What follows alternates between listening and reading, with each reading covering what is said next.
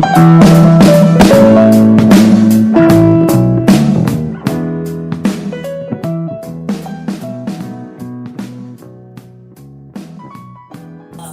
am so sad we did not have the mics on during the Poodle chat.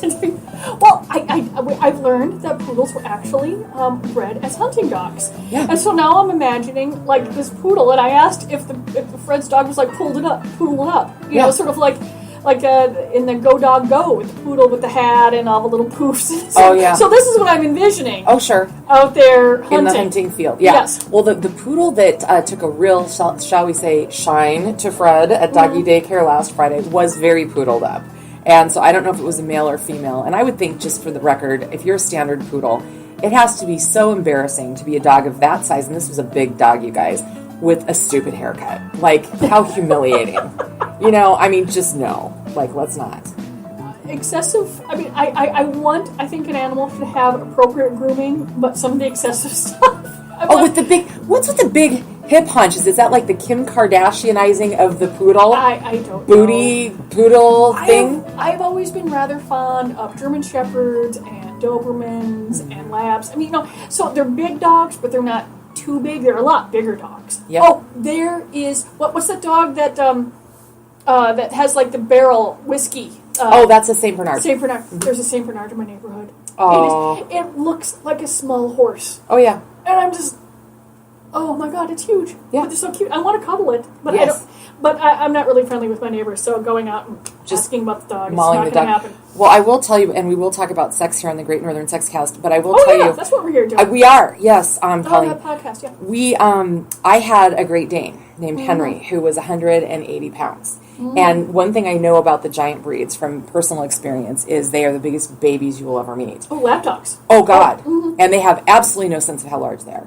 No idea whatsoever. So we love dogs, we love people, we love sex here. And I love the sex. I love the sex. Not the dogs, though. So anything funky, kinky, or weird happened with you in the last week? No. I did run across a headline for an article. Okay. That Megan's got stuff to do. She's not here today, or she might pop in. I'm not sure. But I laughed my ass off. Do tell. Because it is Megan's absolute fear.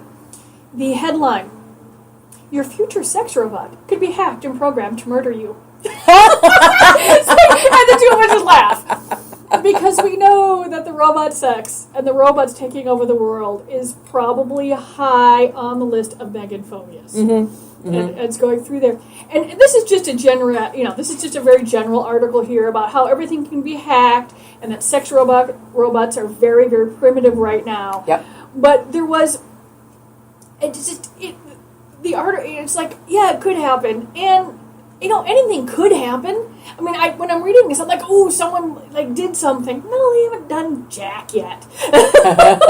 You know, this is not, I don't think it's out of the realm of possibility. I know I've mentioned this before, but we've got so many new listeners now that if you have not checked out the show on Netflix called The Black Mirror, do it.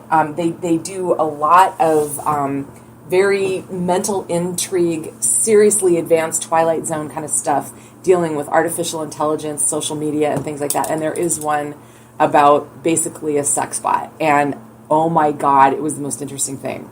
It's super good. You got to watch it. I'm telling you. It's super good.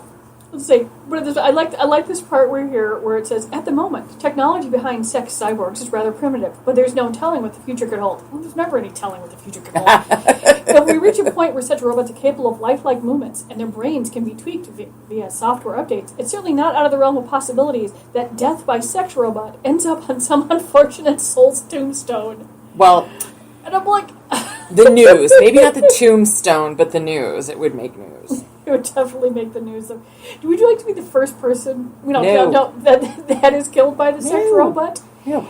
Would that be like, would people hide that? Like folks that die from autoerotic asphyxiation and other things? I would think so. I mean, I keep a running list of undignified ways to die. Not that I'm worried about dying undignifiedly, but, and, like getting hit by a bus is one of them, all sorts of things. Definitely the sex robot would make my list. Probably top 3, in fact. I had it was not death, but I had a highly undignified moment this morning. Uh-oh. So, it's morning. You're in the bathroom. You're on the toilet. I'm not actually on my phone, but I walked in and I set the phone down next to me. I look over, and my mom, who's on a safari, my mom is doing us on safari. She's seeing like wild animals in Kenya. Cool. It's amazing. She's attempting to get hold of me, and she has pressed the video phone on the WhatsApp, not the phone or the text. And I know that the Wi-Fi is only available where she is in like a common room, and I'm like, but I don't want to not answer. And are you naked or just with your pants down? About half and half. All right, gotcha. Yeah, gotcha. And so I'm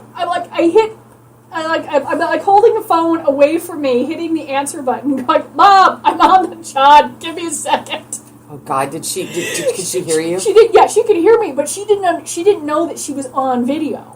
Oh, and then suddenly it pops up, and I hear, "Oh my God!" I said, "Yes, just hold on, just give me a second." Oh God, did she laugh? Oh yeah, it was so funny, but she wasn't still quite sure what was going on. So at least I was able to put the phone like away from me on the floor. Oh God! And so she gets a lovely look at my shower stall and the floor. Hey, but it was but I'm like, out of all the times for my mother to figure out technology, I'm on the John.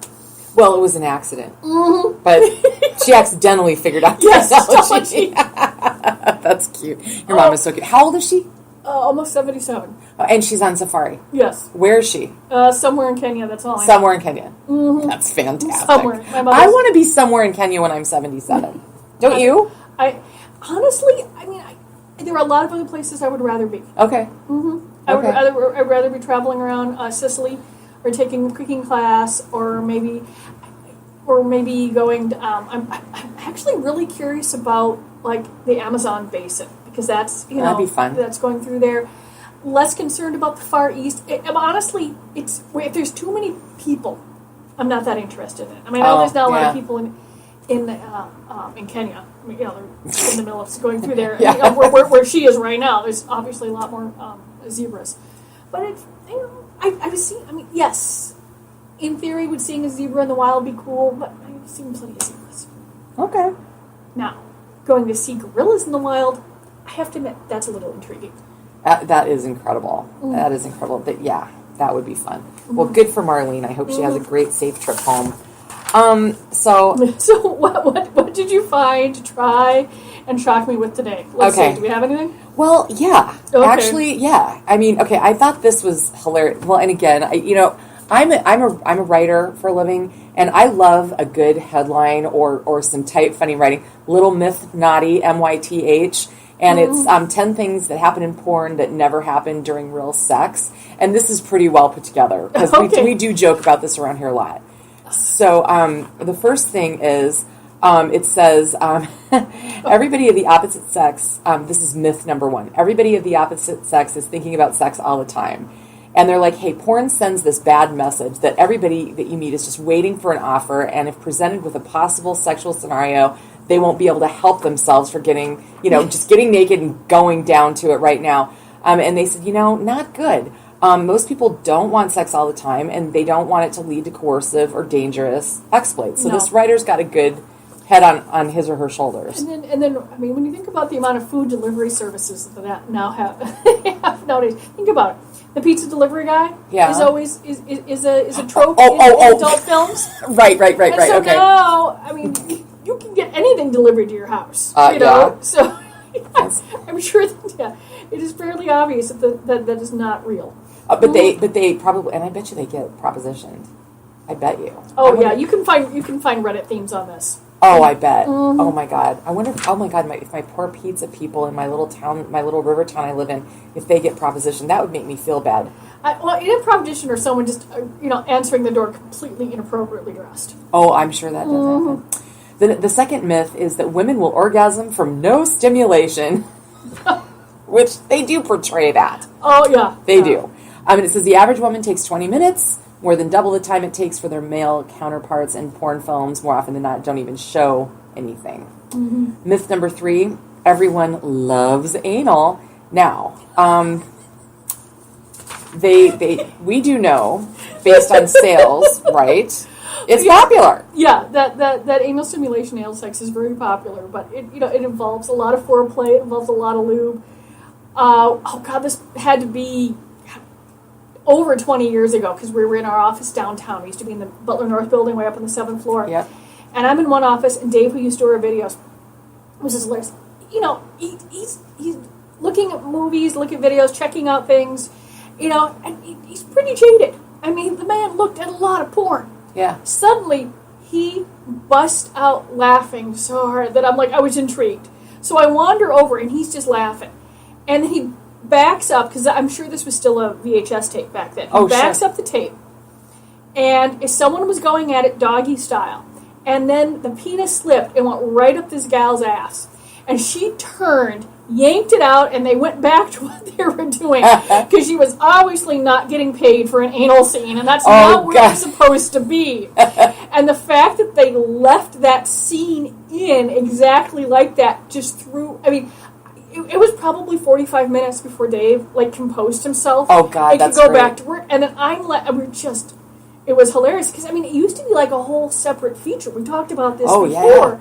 And now it's just almost in, you know, every film at one point, there's going to be an anal scene somewhere. It's not, sure.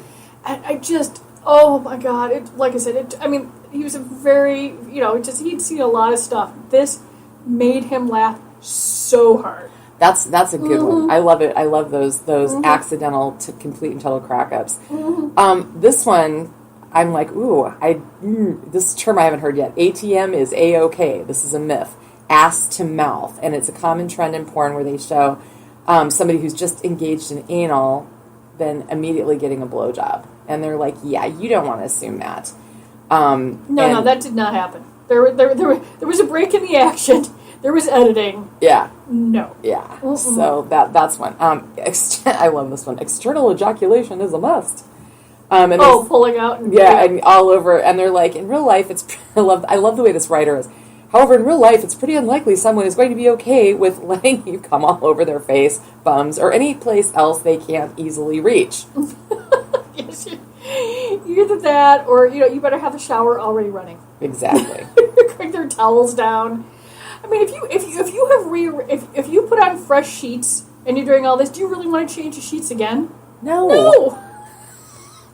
Are we getting old and crusty? Yes, is that our problem? I'm just wondering if maybe people are like, well, hey, if it's really good, I would. I suppose. I mean, if you really go through, you're like, okay, that was weird. That's it. That's a whole new standard. Is it worth changing the sheets for? Oh my God.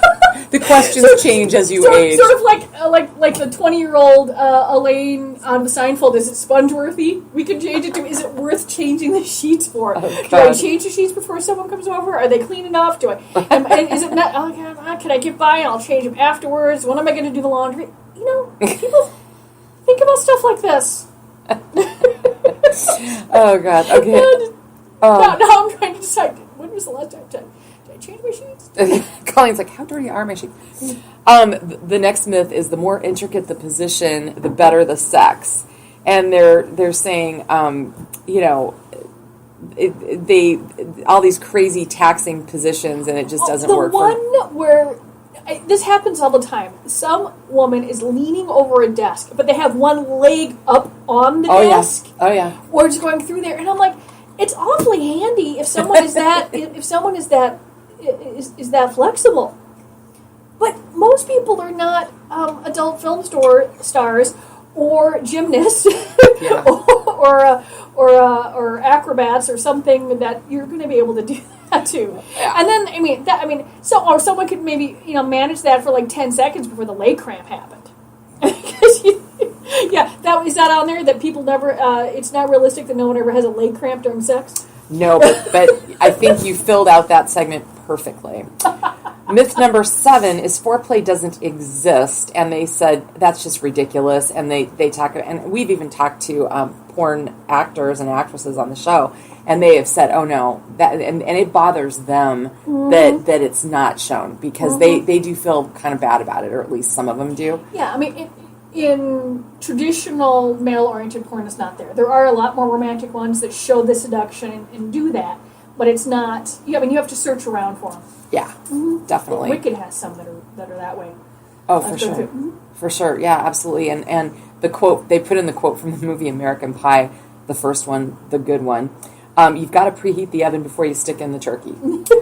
The next porn myth is that women love to look. Now, this cracks me up. Porn is littered with women all clamoring to get a good look at their genitals during intercourse, and then upon seeing this splendid sight, instantly orgasm. No. Really? Yeah. Okay. Huh? I'm gonna have to go ask Tim. Well, I can't ask my mom. Tim is also Is this a thing? Yeah, we need to check and see if this is a thing. Okay. Number 9, orgasmic quality is easy. We've talked about that ad nauseum. Yeah, no, not. Mm-hmm. And number 10, that they're real people. It's a myth. And they're like, look, they are, it's their job to have a good time on camera, even if they're not. So. They're acting. Right. Acting. Yes. It's acting. That's It's acting with sex. Have you ever heard of a blended orgasm? She Is looks at me blankly. Is that something that you can get at Jamba? Well, I made me think of a margarita. Okay. Blended or rocks, yeah. No. Apparently, it's a combination of 2 different kinds of stimulation, and now it's got a name. Blended. Okay, and they're saying that 70% of women need both clitoral and vaginal stimulation, and so there's... In other words, ordinary? They don't have a name? Well, according yes, now it's got a name. See, now we've talked about everything. Nothing is taboo to talk about anymore. Now everything gets a name. Yeah, that's the new thing. Change, but it's the new sex, all like the new math. Right. It's just different vocabulary for every generation. That's a good point. Because everybody has to think that they're the ones that discovered sex. That is so insightful. I agree.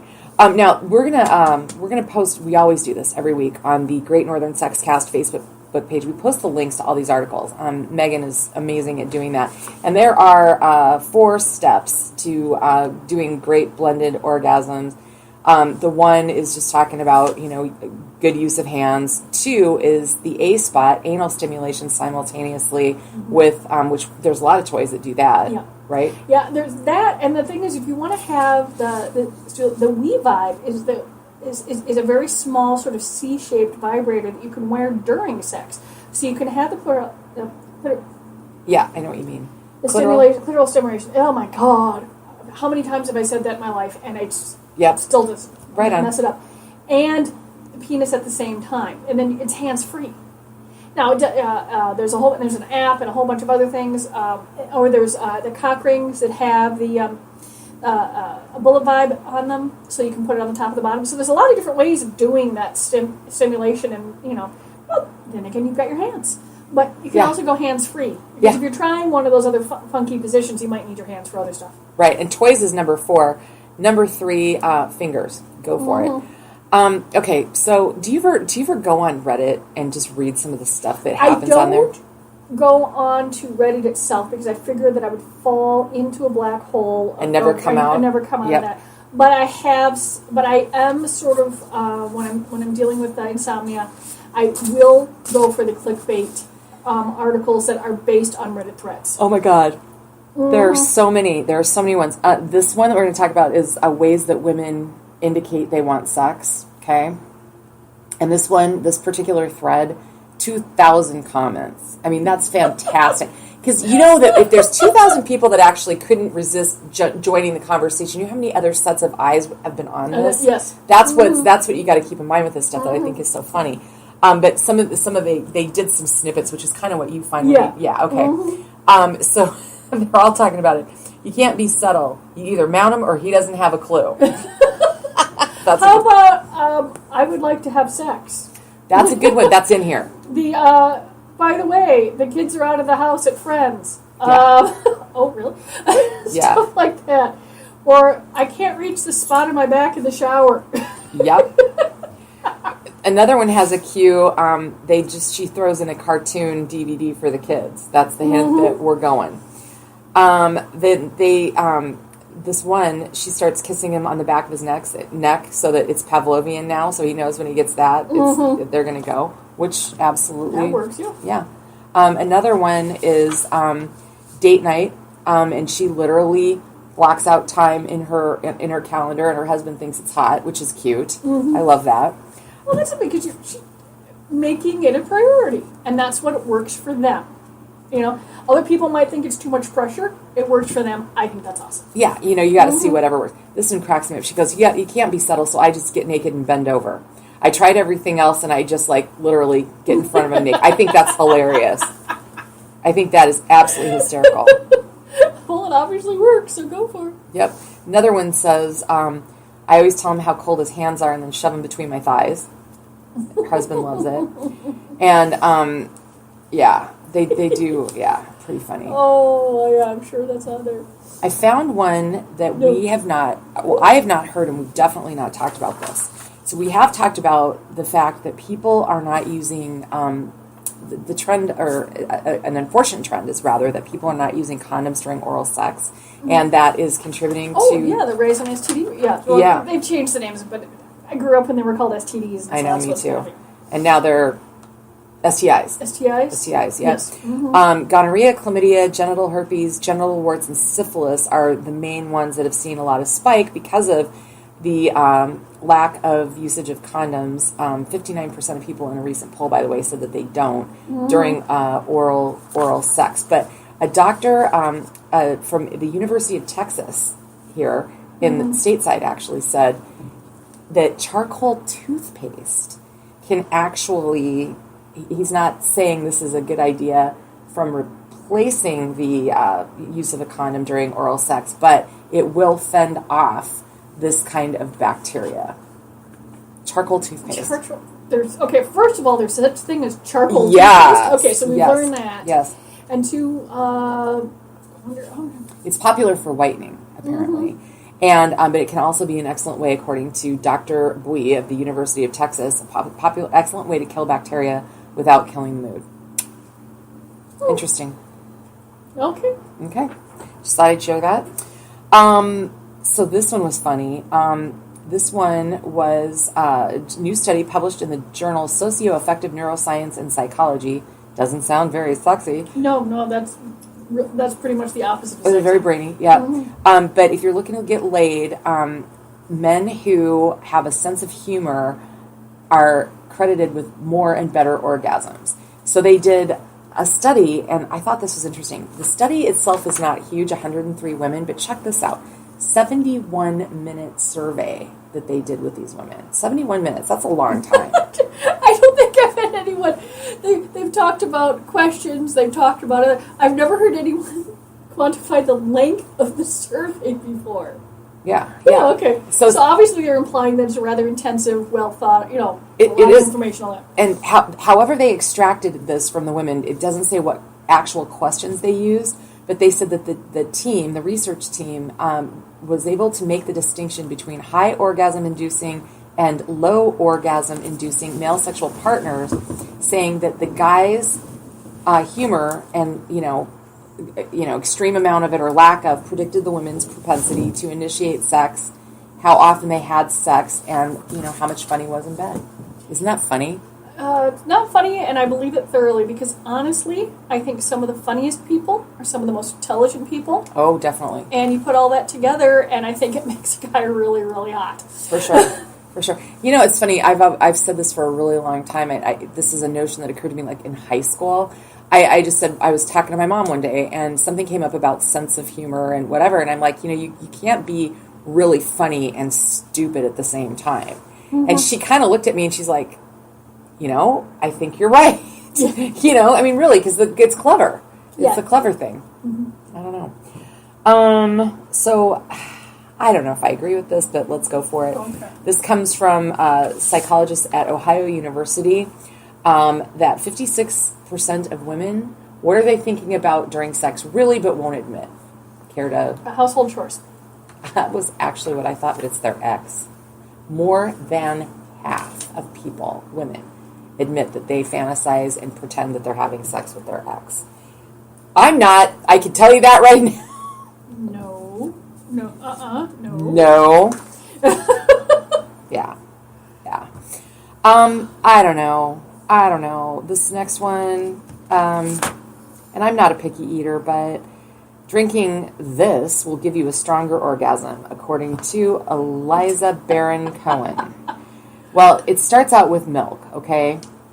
But actually what you're supposed to do is mix the milk with saffron and heat it. And that is supposedly an ancient aphrodisiac. Have you ever heard of this? No, not at all. We've run across a lot of foods, and this is never, if it's that ancient, it has never showed up before. And they're, hot saffron milk? I mean, if I'm not mistaken, hot milk is supposed to make you sleepy. Yes. Mm-hmm. Yeah. I don't know. Just check it out. Read the article. So, how to make women hornier without actually doing anything? God. Oh, I can't imagine where this is going. Okay. Let the lady sleep. I'm not kidding. It said that women, they tracked, this is University of Michigan now, they tracked 171 ladies' sleeping patterns as well as their sex drives over a 2-week period. And women that got more sleep felt more turned on the next day. And women who spent an extra hour dozing were 14% more likely to have sex the next day. Like that next morning. Okay, well, they're coherent. Yeah. They wake up refreshed and happy, not exhausted and cranky. I know. I know. Because we were talking about morning sex a couple of weeks ago, about how much, about how it's a lot better for a relationship. I gotta go back. I gotta listen to the show. I've been listening. So I've been busting myself up because when I was transferring over episodes to the new place, I was getting snippets. I'm like, which one was this again? And going through there. Oh yeah. And I just made myself giggle. Okay, so and Colleen, just because unless you know, somebody doesn't know what you're just saying there. We've recently become self-producing, so we've moved locations, and thank you, by the way, to all the new people who have found us. Yeah, when we push it out, it goes on YouTube. Goes out on I made a Tumblr account. There's a SoundCloud account. We're on iHeart. I'm waiting for iTunes. So if you're finding this on other places, or I'm just waiting for iTunes to say, "Yay, you're accepted." And I would just, because I'm like, what's going through there? Because sometimes I would I'd click off the description. So I'm like, I listen for it, and I'm just like, oh God, I said that. It is weird to go back. Yeah, it's like, that was so long ago. And then I'm like, that was 2 years ago? We're almost at 3 years. I know, this December. It's amazing. I mean, it is amazing. I mean, I'm going to say, a lot of regular shows don't make it 3 years, let alone podcasts. Podcasts are notorious for starting and stopping. Oh, when I was looking through the amount of people that have 4 episodes, 6 episodes, that don't even hit double digits. Yeah. Like, but it's been fun. And I like getting a point of view out there, and it's 2017, not 1917, so it's not as though advertising on local TV during the news is going to get any eyeballs. Right. I mean, honestly, it's like, how do you explain to the world right now why I choose what we put in the stores or what we're going through there? Because there's so much information, but the information out there isn't explained. Right. And it's mind-boggling. Well, so it is to explain, here we are. This is what I'm doing. And I have become, even though I'm not a millennial by any stretch, I'm very much of a Gen Xer. My consumption of media I don't consume hardly any traditional media anymore. My stuff is online. It's Netflix. It's podcasts. It's satellite. It's, you know what I mean? I had to think about how to turn on my regular TV channels the other day. Did you really? Yeah, because I was trying to figure out, I switched, finally got fiber optic cable in my neighborhood. So I switched over to that. And so I'm like, I wonder if I can get the TV to still work. Isn't that just the weirdest thing? And I wasn't quite sure how it worked. And I'm like, I had someone from Geek Squad over, really nice folks and all that. And I said, well, let's make sure everything works. And we're going through there. And he goes, oh, let me do it. Because there's like 5 remote controls. Oh my God. And it takes a moment where I'm like, when was the last time I watched broadcast television? Yeah. And it's just, there's just so many other things available. Yeah. Oh my God. Yeah. So I love being in the pod sphere. I could not figure out what city this happened in, but it's the UK, the next thing. Wow. Sex acts in a pizza joint just feet away from Domino's employees is one thing, But dry humping or simulated humping with a cone, which I'm assuming was one of the orange cones that they put like wet floor, like don't step over here, so the guy decides to hump it, and then get a blowjob from his girlfriend in the store. It was all caught on closed caption TV. So now they are facing jail time for doing this, which, hello. Oh, yes, it's not an appropriate place. It just, the episode where someone fucked their car. That was my. But then, cars here actually can sort of be sexy, and they've got curves. I'm talking about the. But the guy that was fucking the grill was like seriously not thinking straight. No. Think about tetanus. Seriously, people. But an orange caution cone. Yeah. Yeah. Sorry. Yeah, doesn't do anything for me. No. That's like one of the opposite of sexy things I can think of, for God's sakes. I'm with you.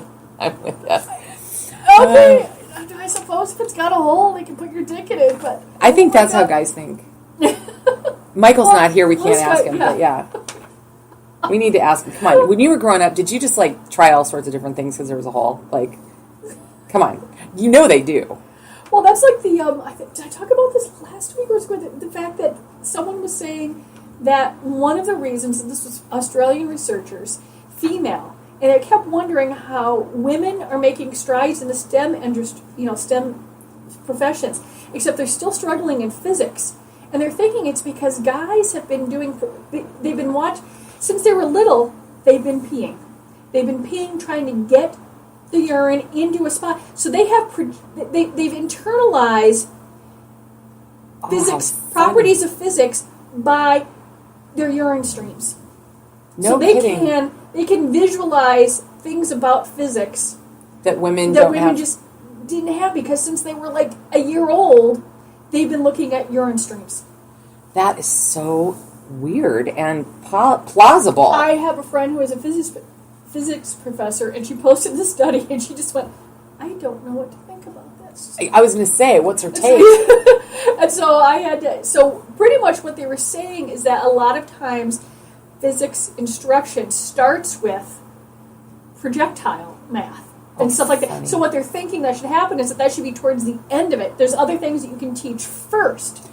Because if you're doing all this and then you're grading a curve and all these folks are struggling over here before they get other folks are doing well, like the guys. But if everyone is learning the same things without that thing, it could increase. Interesting. And she writes articles on it. She's chair of a department. She's highly intelligent, which is like, I don't know what to think about this. That's funny. You know what? If they could switch around the order of the teaching to engage more females, then that would be amazing. That's the only thing they could come up with. And these were female instructors. They were just trying to figure out what is it about physics. That is so funny. I actually love that. That's fascinating.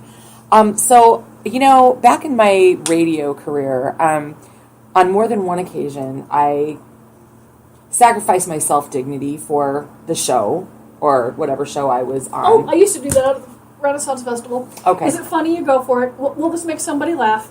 Yeah, I can wholeheartedly respect that. Now, this one is pretty ballsy, though. Okay. A married couple who are, I guess it's TV. I don't know if they're radio or television morning show hosts, but they're married. Their names are Eamon Holmes and Ruth Langsford.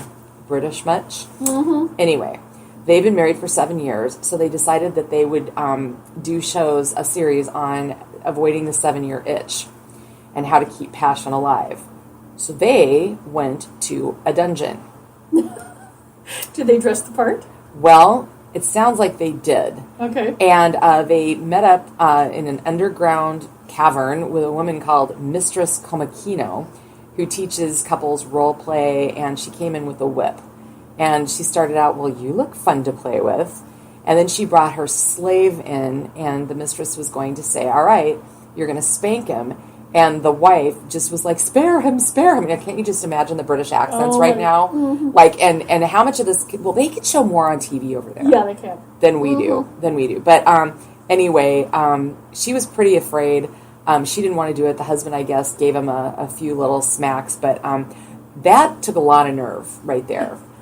Yeah, because it's out there forever. Yeah. This radio clip or TV clip is out there forever. But then again, Katie Couric had a colonoscopy on the air. I mean, but it was so. Yeah. And so that's a squeamish thing for people that's going through there. And you're talking about, I mean, they weren't actually having sex on the air. They were spanking someone and you're going through there. And I can see where if you're going to do the 70 urge and you're going to do it during, I'm guessing this is during ratings time. Oh, I'm sure. Why not go do this? No, I think I give her, well, both of them, you know, credit because honestly, I wouldn't know how I would react, you know, and to be visibly uncomfortable. And I mean, that's pretty vulnerable. Because there are married couples in broadcasting here in the Twin Cities. Oh yeah. And so I'd love to see Frank and Amelia go. I would love that. Frank with a ball gag. I am laughing. No, actually, I prefer that Amelia be a ball gag. So no, anyway. Here's about 10 years ago, a little long ago. I'm at Perkins, and I realized that parenting, and I've got my daughter with me. Yep. I realized that parenting is a constant stream of instructions when you're out. Please sit up. Don't play with the salt shakers. Don't tear open the sugar packets. No, you don't get to squeeze the little creamers. What would you like? You know, stuff like. It's a constant stream of instructions. And I pause for a moment, and I hear people to my left. Constant stream of instructions. So please sit up, do all this. Sit up, don't play with, no, do not tear up your napkin. Please do not play with this here. And I look over, and it's Frank and Amelia, and they've got their oldest child and their twins. Okay. And I'm like, it was just nice to see another set of parents and a constant stream of instructions. And I just went, okay, this is normal. I mean, because it was. I mean, I felt like ever since I picked my daughter up from daycare. I was exhausted. I think on Tuesdays, I think they had like kids eat free, you know, and there's popcorn the clown, you know, and we're just over there. This is what, you know, the place has felt constant. I just because it's like I paused and I could hear them, and I'm like, oh, it's just, you know, I didn't say anything to them. They're busy with their kids or doing all that, but I really wanted. I'll just say it out there now. Thank you. It was nice to have the constant stream of instructions and affirmation. Because that's exactly what was going on. And they were just it was exactly the same thing. Which is constant stream of instructions. So not unlike misery, exhaustion loves company too? Yes. Okay. I just wanted to clarify that. No, that's awesome. And hats off to good parents everywhere because I know it's a big job and I never took it on, but I applaud the people who did. I really do. Boy, speaking about this, now we're going to segue into a child molester. Yeah, let's talk about that. Oh, yay! Sorry, that was unfortunately placed in the order here. No. Well, honestly, we have like this outline, but we never really know where we're I know, going. we don't. We kind of we trail off once in a while. Imagine that. Okay, so former U.S. Representative Anthony Weiner and estranged husband of Uma Abedin, of famous or infamous Hillary Clinton aide, was sentenced yesterday. And 21 or is it 21 months, and prosecutors were asking for a minimum of 2 years. They wanted, they wanted 2 years or more, and they went with the lowest possible amount that he said that he would. He made a pre-agreement that not a plea, a pre-agreement that said he would not appeal any sentence between 21 and 27. So the judge went with the lowest in there. I know that I've talked to people really outraged about this, and this is a guy who was sexting to underage girls, and more than once. There are plenty of adult women that'd be more than willing to sex with him consensually over the age of 18 years old. Yeah. And this is obviously a huge issue. And I don't know, you need, folks like, I don't care whether it's someone that's high profile or someone who's not high profile. You need to have who's going to get out, and I don't care male or female, our world survives on electronic devices. I don't know if there's any appropriate programs out there to help folks deal with this shit. Because they're going to get right out and do this shit again. And it just, and you can't say, well, you can't be on the internet, because that's how the freaking world works. Yeah. Yeah. And I just, the only thing I can think of is that if, you need to be able to have a system where whatever you do shows up on a screen somewhere in a monitoring area. I mean, there's got to be technology that can do that. Oh, I would think. That if you're on the internet, someone sees what you're doing. Because once you do something like that, once you violate a child, I think you do lose some rights. You're done. Yeah. That's it. God. Yeah. It's weird. I mean, and just moving it out of the realm of the despicable underage interaction that we hear about more often than we ever should. It makes me think too about anybody that sexts. And I'm talking about most recently Eric Bolling, formerly of Fox News. He was a former pro baseball player. He was an anchor. He started out like on their Saturday morning business shows, and then he got into the weeknight lineup, and then they gave him his own show right around the time of right in January. And he had a show called the Fox News Specialist that was on at 4:00. And he was basically put on suspension after allegations of sexting, and then later fired, and now lost his show, lost everything. My question is, and Bill O'Reilly didn't surprise me. This one kind of did, based on how he was. But my question to anybody that's in the media, because I was there, and I knew that I had to be really careful in public because people recognized my voice. Oh, yeah. Like, I couldn't fight with my husband in public because people knew that was Kelly Guest's voice. So I had to be, like, really careful. What the fuck are you thinking, taking pictures of your junk and sending them to people that can be traced? Yeah. I mean, they're going to figure it out. Yeah. I mean, I don't understand it. And if you have any sort of public persona, I mean, it doesn't happen anymore, but I used to do the radio commercials and the TV commercials, which means I got recognized, which means I'm not going out and doing something, asinine in public. You get recognized. And these are TV people. I mean, hi, they're face too. Mm-hmm. Yeah. I mean, if I kept my mouth shut, I could be, remain relatively anonymous until I start yapping, which I like to do. So here's another guy that I feel, he kind of made his own bed. I feel sorry for him, but I admire him. Does that make sense? Because nothing's ever black and white anymore, it doesn't seem. Do you know comedian, actor Kevin Hart? Yeah, I mean, his genre of films is not something that I run out to hell. I don't see too many films at all anymore, but not going to go see. But I know my kid likes. He's funny. Yeah, I mean, I've seen a couple of the movies weren't that good, but he was hysterical. The commercial he did where he was commercial for, I think, Gap or something, and it was with the British guy that's married to the Spice Girl. Oh, David, yeah. Yeah, and he was trying to, be him or something. Beckham. Yeah. Yeah, that was highly entertaining. Oh, yeah. There's a guy that's, he's completely... I mean, the joke is on him the whole time, and he's willing to do it because it's funny. He's freaking hilarious. He's hysterical. Well, he has come out and said... there's a sex tape, and I'm being, there was a blackmail attempt, so I'm getting in front of it. I'm apologizing to my wife and family. I am taking ownership of the poor way I have treated my wife, and he's trying to get it right. It's the only thing you can do. You cannot hide it. He screwed up. He messed up. Yeah. And I don't. Human beings are not perfect. And if he actually means it, that's a good thing. Yeah. And I haven't heard anything about him in general that would say that he doesn't actually know that he screwed up.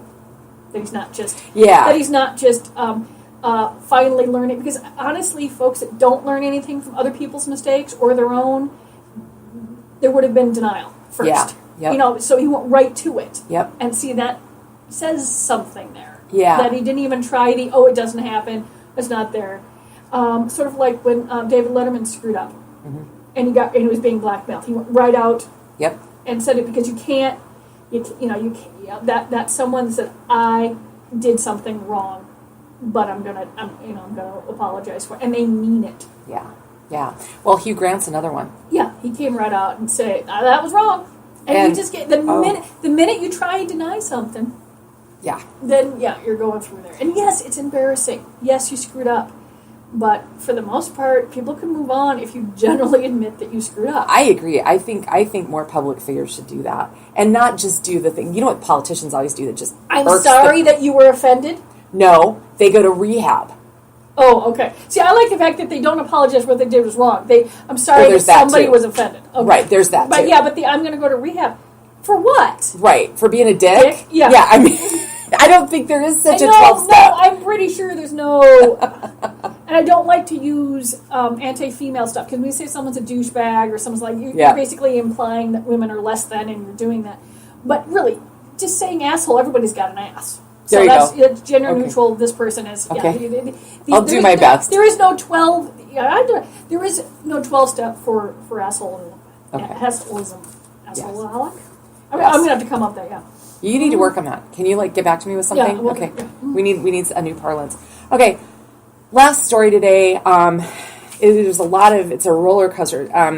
It's interesting, and I'm sure a familiar story to older GLBTQ LMNOP. No, people. no, it's I've been putting that in the descriptions. So it's I've been adding to the regular 4 a Q, an I, and 2 A's. Okay. So it's so I think What's it's the I? I forget, but I know that it's is it intersex maybe? Okay. And then there was asexual. Okay. And I forget what the other A is. I have to look it up. And then questioning or another Q. Whatever. Yeah. So. Okay. Can I just ask you, why do the asexuals want to be identified? I thought they didn't care. I'm just asking. Mm-hmm. I mean, it's a fair question. Yeah, I guess. Oh, yeah, but it still is. It still is the. I think people are. There are folks out there, and we've talked about this before, that just don't feel attraction, and it's and then now they're realizing that there's just nothing wrong. They're just not wired that way, which is exactly, someone's wired this way, someone's wired that way. They're just not. They just aren't wired to be sexually attracted to people. And I'm like, oh. If they're happy, just find a way to be happy, whatever that entails for you. So this is a story of 2 lesbian pastors, Pastor Twana Gaz and her partner, Pastor Vanessa Brown. They got married in a Baptist church, which, that's great that they found a welcoming church. And it was the New Vision Full Gospel Baptist Church. This was in New Jersey. Mm-hmm. And, the story starts out kind of like what everybody was wearing. And 2 bishops walked them down the aisle. And Miss Gaz, her dad's a pastor too. Mm-hmm. And she had really hoped that her father would come to the wedding. And you can read it for yourself, but he launches into anti-gay, old school religious rhetoric and why he won't support this. Quoted in the New York Times article about it, how he wants to talk to her to shame her after her wedding. He can't just leave it be. I would have the classy thing to do would be decline to comment because they have differences of opinion. But he takes, whatever. No, they're not going to. So someone that has that much bigotry in their heart, is going to share it, and they just need to be shouted down by the folks, by folks that believe in love. Well, her mother divorced her father, and when you hear what she said, you'll understand completely why. She said, he has no right to judge them. I tried to get him to come. It was a losing battle. He asked why I bothered, and I said, all you need to remember is that she's my daughter. I love her, and I'll have her back whatever she does. That's why I'll be there. Mm-hmm. So, it's really sad, but he had to, I don't know. I wonder about the author even bringing that in. It's like, why couldn't we just celebrate the fact that churches are starting to open their doors, and you know what I mean, versus, let's get the bigoted father involved and wreck half the fun of the article, right? I don't know. Yeah. Do you agree with me? Yeah, I mean, it is a story about a celebration, and the only line that they particularly needed there was the fact that her father, also a pastor, declined to attend because of his more traditional values. Everyone would have known what the hell that meant. Absolutely. I didn't think that they needed to give him a soapbox in this. Yeah. I thought it was ill-placed, but that's just me. No, it's a celebration. That's another story or something like that. I mean, okay, if he had rammed his car into the church, Okay, now we're going to talk about it. Then I think you do something like that. Yeah, no, I agree. I just everybody, you know what it is? It's the false two sides thing that's out there right now. There are not two sides to things. When someone says, because you don't say that like Nazis get to have a side. Nazis are bad. What I mean? Bigots are bad. There's not there's not saying there's two. You think that there's two sides. No, sometimes there's not two sides. There's the right side, and then everything else it should be ignored. But they pretend that they have to come up with another side. You do not have to come up with another side if the other side is bullshit. Well, that's what I'm saying. So I think that's why that article was written that way. And that's that false two sides narrative that's out there.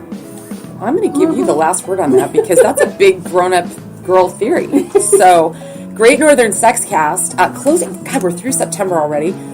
Next time we join up and chat, it's going to be October. I know. Okay. And there'll be Halloween. Now, we do have some discount costumes in the store, but it's not the biggest thing we do anymore. I'm just going to leave it on that because I know we might be talking about that or it's going through there. But we do have a lot of accessories. So all that's going out to the stores. Liz is checking things out. And we're still working on our website. It's been sort of a boondoggle, but as soon as that's out, we'll talk about that. Okay. So, but the best thing to do is probably to head into the stores to see what's new right now. Okay, sounds good. And we'll be back at you next week. Later, Colleen. Yep.